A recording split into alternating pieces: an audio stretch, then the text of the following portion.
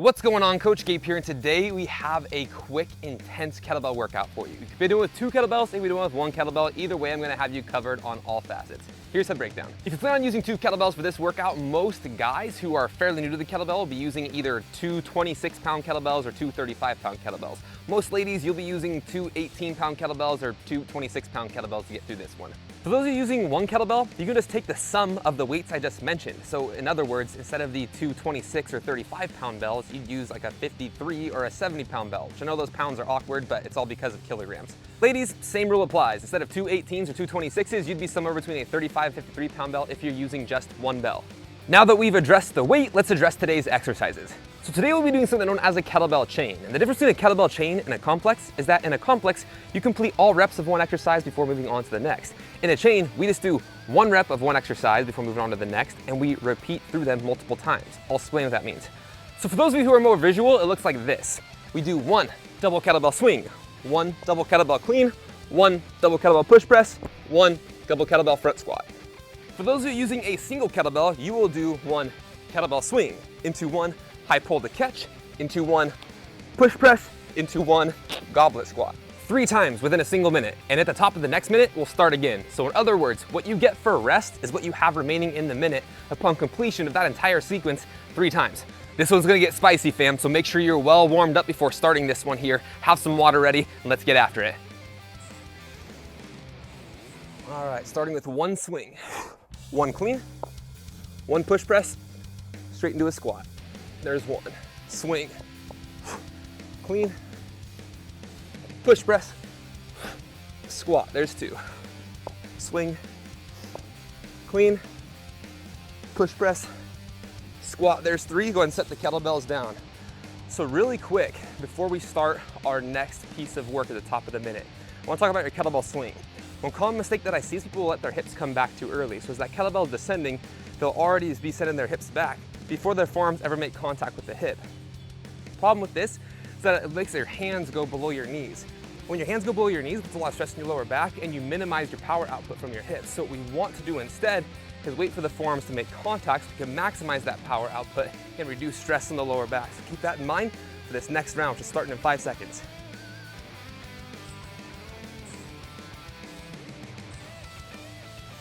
Swing, clean, push press, squat. There's 1. Swing, clean, push press, squat. There's 2. Swing, clean, push press, and squat. There is number 3. Bells go back down. All right, so now let's talk about your kettlebell clean.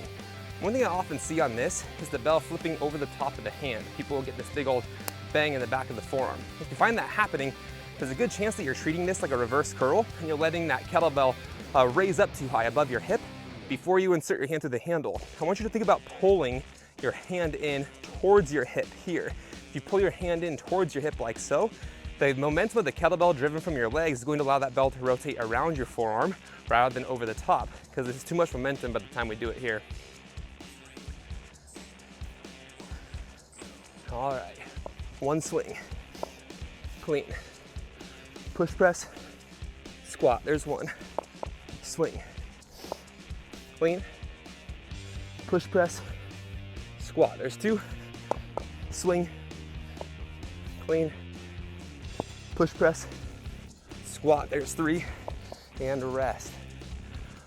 Whew, I don't know about you, but I'm heating up already. So now, let's chat about your push press. One thing I want to point out on your push press here is that when we are doing that dip drive, it's really shallow.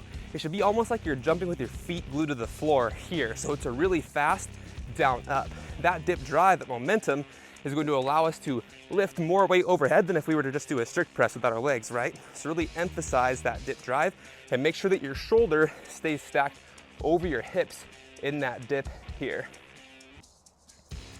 5 seconds. Swing, clean, push press, squat. There's 1.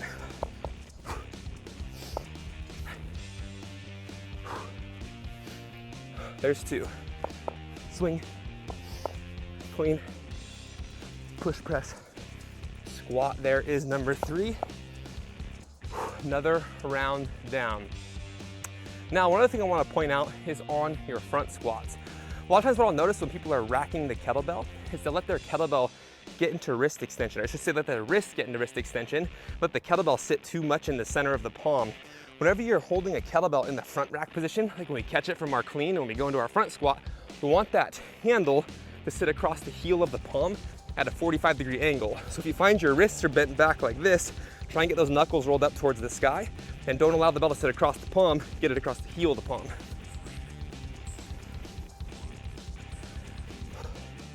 Swing, clean, push press, squat, there's one.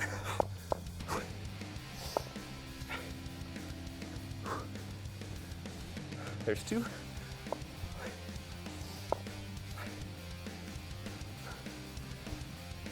There's three. Whew, just like that, we are halfway. I don't know about you, but I'm grateful for that because all this talking has me a little winded.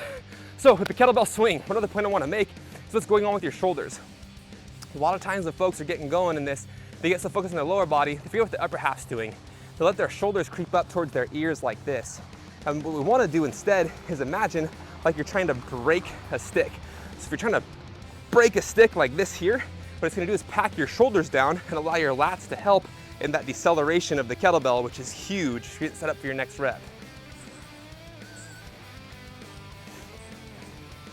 All right, swing, clean, push press, squat, there's one.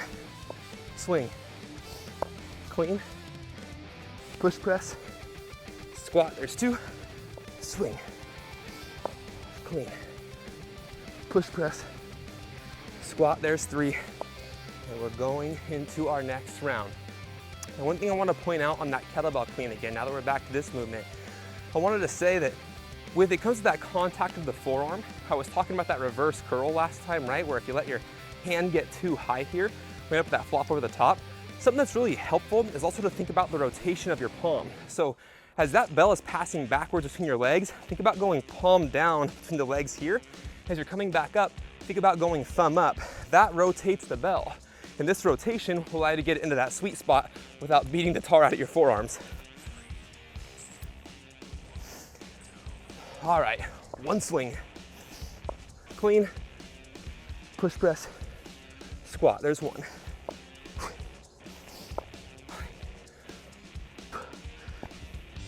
There's two.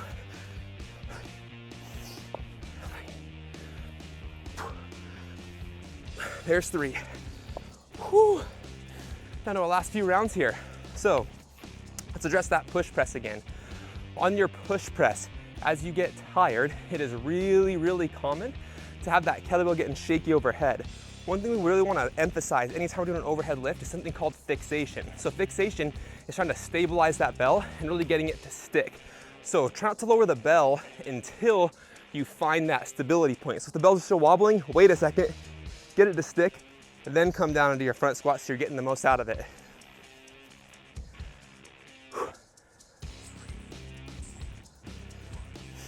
Next round begins. One swing. Clean, push press, squat, there's one.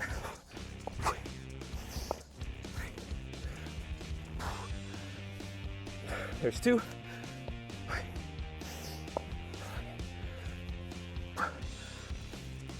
There's three. Okay, now one more note here on your front squat. When you're doing your kettlebell front squat, it's really easy when you're getting fatigued to want to start cutting depth.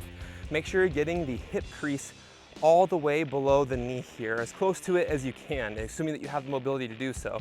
If you have a hard time with this, by the way, when you find that you're really pitched forward, something that could be helpful is actually putting something underneath your heels and elevating your heels slightly.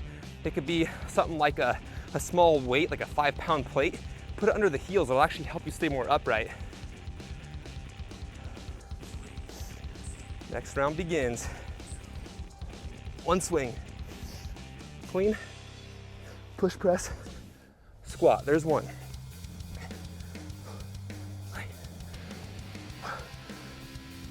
There's two.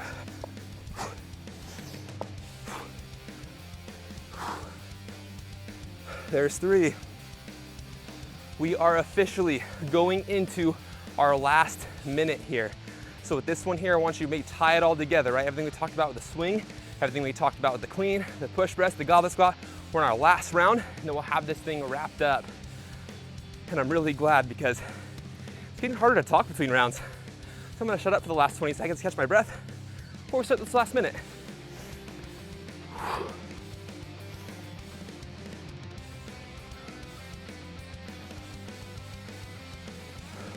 5 seconds.